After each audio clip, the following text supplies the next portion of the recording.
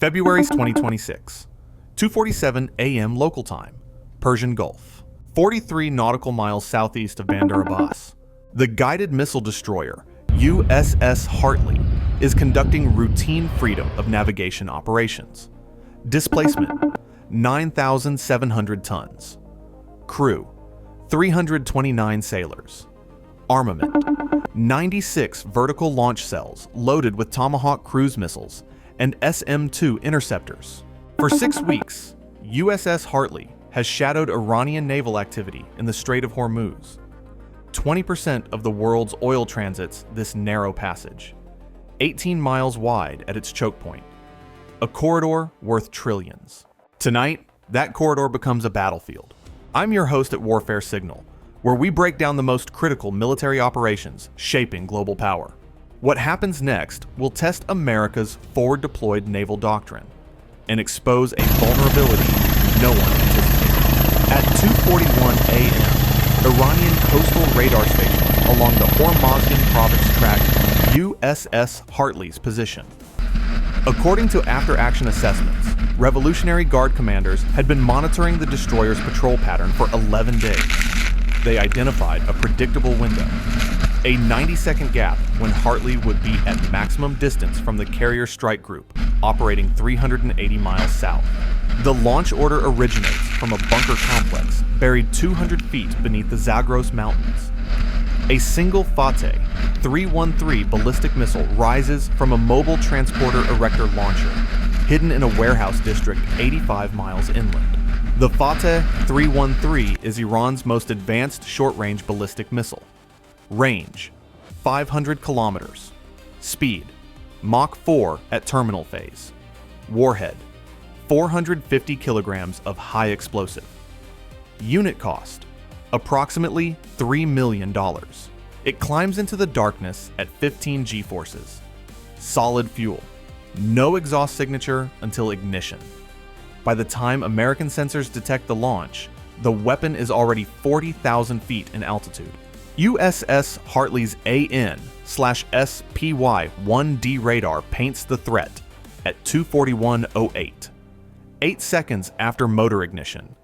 The Aegis combat system classifies it immediately. Ballistic trajectory, inbound. Impact probability, high. General quarters sounds across the ship. Battle stations. All hands brace for impact. But here's where the story takes an unexpected turn. The SM-2 Block 3. A interceptor launches at 2:41:15. Mach 3.5 acceleration. Radar seeker active. It's designed to destroy targets exactly like this. Success rate in controlled testing, 97.3%. What the testing didn't account for was a simple firmware update. Intelligence assessments later revealed that Iranian engineers had modified the Fateh-313's terminal guidance package. Instead of a predictable ballistic arc, the missile executes a shallow S-curve in its final 12 seconds of flight. Not dramatic, just enough. A deviation of 0.4 degrees per second. The SM-2's tracking algorithm loses confidence. It was optimized for linear descent profiles. The interceptor detonates 280 meters from the target. Shrapnel scatters. Some fragments strike the Iranian missile. But the warhead remains intact. At 2:41:23, the Fateh-313 impacts USS Hartley amidships. Portside, 3 feet below the waterline. The explosion tears a 14-foot breach in the hull. Seawater rushes in at 600 gallons per minute. Secondary detonations ripple through an ammunition handling room. The ship lists 8 degrees to port within 2 minutes. 17 sailors are wounded, 4 critically. Damage control teams scramble to seal the breach, while firefighting crews battle flames spreading across 3 compartments. The question every analyst would later ask: why wasn't the threat detected earlier? Declassified reports revealed a critical intelligence gap. For the previous 72 hours, Iranian forces had conducted what appeared to be routine military exercises along the coast. Missile transporters moving between warehouses. Radar emissions consistent with training scenarios. The pattern matched 6 previous drills that year. U.S. Central Command's threat assessment classified the activity as elevated but non-hostile. The warning never reached combat priority.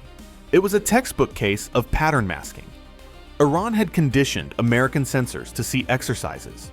When the real launch came, it looked identical to the false ones, until the missile was already in flight. Now, Commander David Chen faces a decision that will define his career. USS Hartley is wounded. Flooding controlled, but not stopped. Fires still burning on 2 decks. 17 casualties requiring immediate medical attention. His primary radar array is functioning at 60% capacity, and his rules of engagement authorize proportional response to hostile action. According to personnel involved in the command decision, Chen deliberated for 43 seconds. Not long by civilian standards, an eternity in combat. He had 3 options. 1. Defensive posture. Focus all resources on damage control.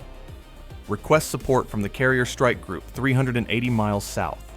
Survive the night and let Washington decide the response. 2. Limited counterstrike. Target the launch site with precision weapons. Proportional. Contained.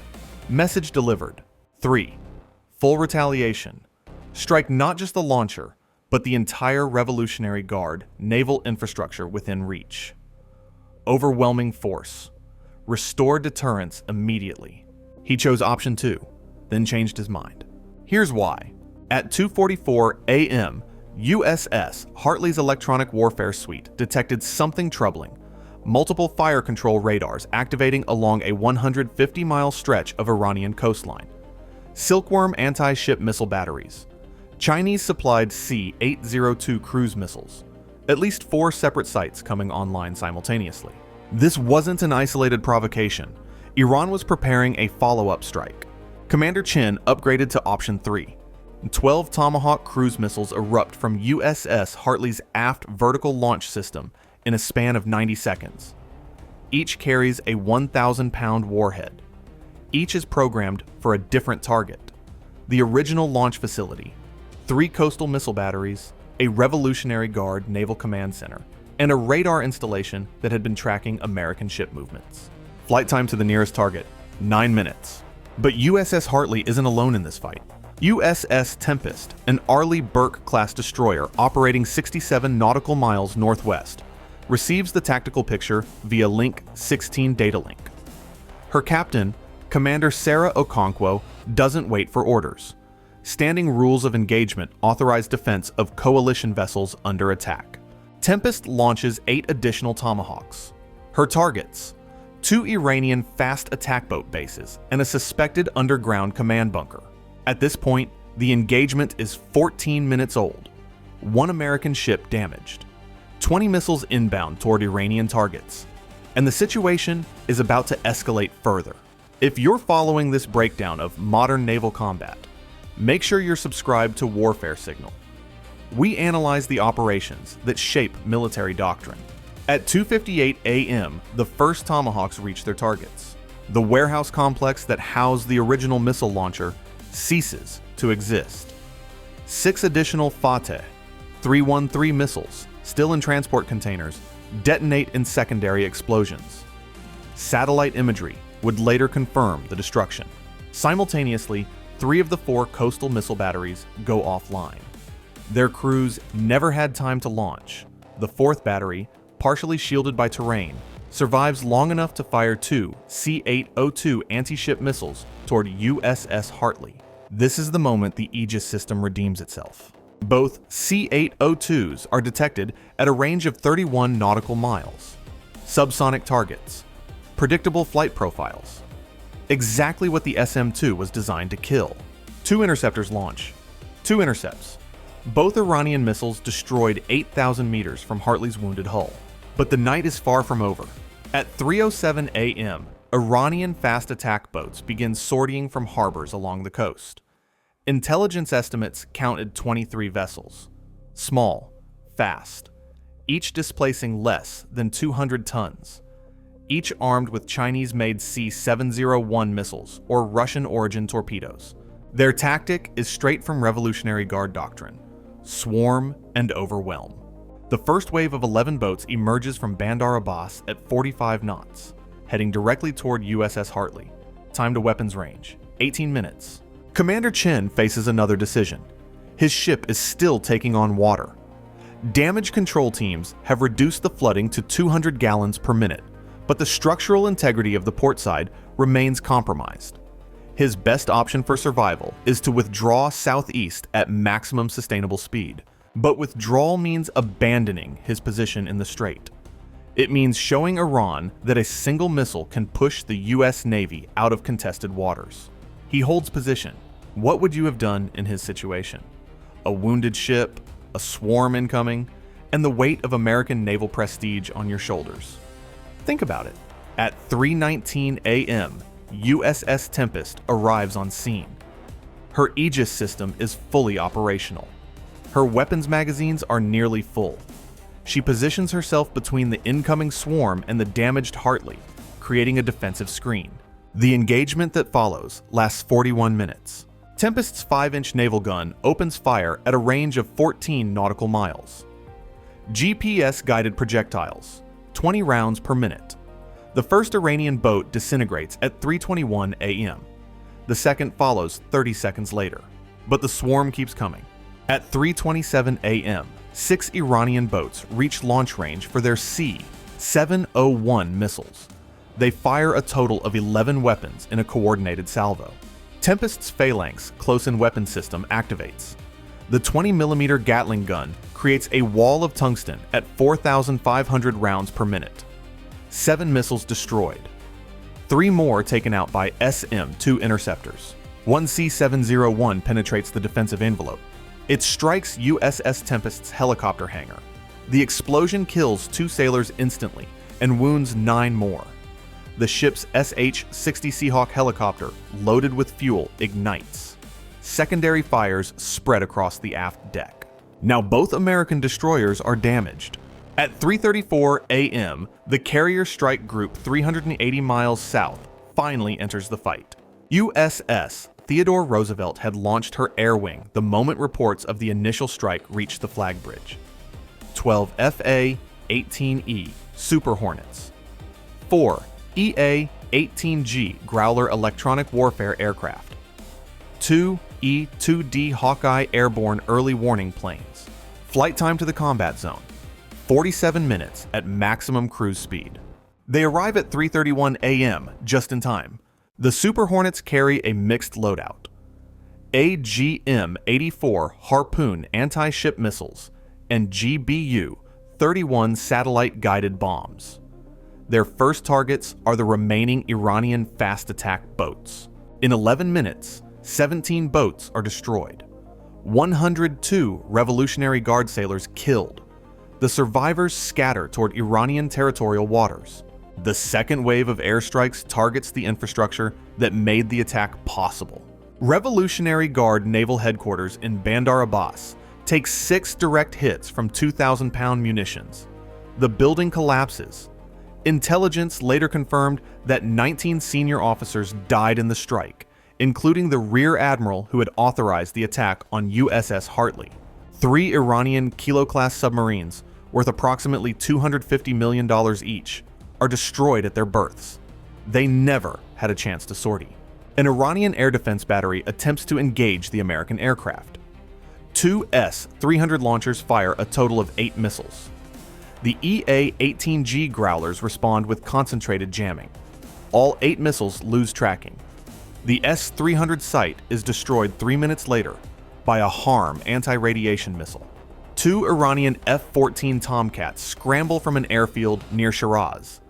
Ancient aircraft. Sold to Iran before the 1979 revolution. Both are detected by the E-2D Hawkeye at a range of 190 miles. The engagement is brief. 2 AIM-120D missiles. 2 kills. Both Iranian pilots eject. One is recovered by Iranian rescue forces the following morning. The other is never found. By dawn, the scope of the disaster becomes clear. Iran's initial strike achieved tactical success. 1 American destroyer damaged. 21 American sailors wounded or killed. approximately $180 million in damage to USS Hartley and USS Tempest. The strategic cost to Iran was catastrophic. 17 fast attack boats destroyed, 3 submarines eliminated, Revolutionary Guard naval headquarters demolished, multiple missile batteries and radar sites obliterated, 2 fighter aircraft lost, over 400 military personnel killed, including 23 senior officers. Total estimated value of destroyed Iranian military assets, $2.1 billion. The ratio was 70-1, but the story doesn't end with the body count. In the weeks that followed, the engagement reshaped the entire regional balance of power. NATO allies issued statements of full support for American actions. The UK deployed an additional destroyer to the Gulf. France repositioned a nuclear attack submarine to the Arabian Sea. Russia called for restraint while privately analyzing the performance of Iranian S-300 systems. The 12.5% success rate against American aircraft was not what they had promised their customers. China issued a tepid statement urging de-escalation, but internal assessments, leaked 6 months later, showed Beijing reassessing its own anti-ship missile tactics. If Iranian swarm doctrine failed against 2 damaged destroyers, what would happen against a full carrier strike group in the South China Sea? The United Nations Security Council convened an emergency session. Iran demanded condemnation of American aggression. The motion failed. Russia and China both abstained. Even nations sympathetic to Tehran couldn't defend an unprovoked ballistic missile attack on a vessel conducting lawful freedom of navigation operations. For the U.S. Navy, the incident triggered a comprehensive review. The SM-2's failure to intercept the modified Fateh-313 led to accelerated development of next-generation interceptor algorithms. Within 8 months, the Block YIIC upgrade package was deployed across the fleet, specifically designed to counter maneuvering terminal threats. USS Hartley limped into Bahrain 3 days after the engagement, her hull patched with emergency repairs, her crew standing at attention on deck as she entered port, the American flag still flying from her mast. Repairs took 5 months and cost $220 million. She returned to service in July 2026 with upgraded defensive systems and a crew that had seen what modern naval combat actually looks like. Commander Chen received the Navy Cross. Commander Okonkwo received the Silver Star. The families of the 6 sailors killed received flags and condolences. War always has a cost. The Persian Gulf remains contested waters. Iran continues developing its missile programs. American ships continue their patrols. The fundamental dynamics haven't changed. But the calculus has. Any nation contemplating hostile action against American naval forces now has a data point. 1 missile, 17 wounded, 6 dead on the American side. $2.1 billion destroyed, 400 personnel killed, an entire naval command structure decapitated on the Iranian side. That's the exchange rate. The question for Tehran, and for every other adversary watching, is simple. Can you afford it? Stay informed. Stay vigilant. And remember that freedom of navigation isn't just a legal concept. It's a doctrine defended by steel, fire, and the sailors willing to put themselves in harm's way. I'll see you in the next one.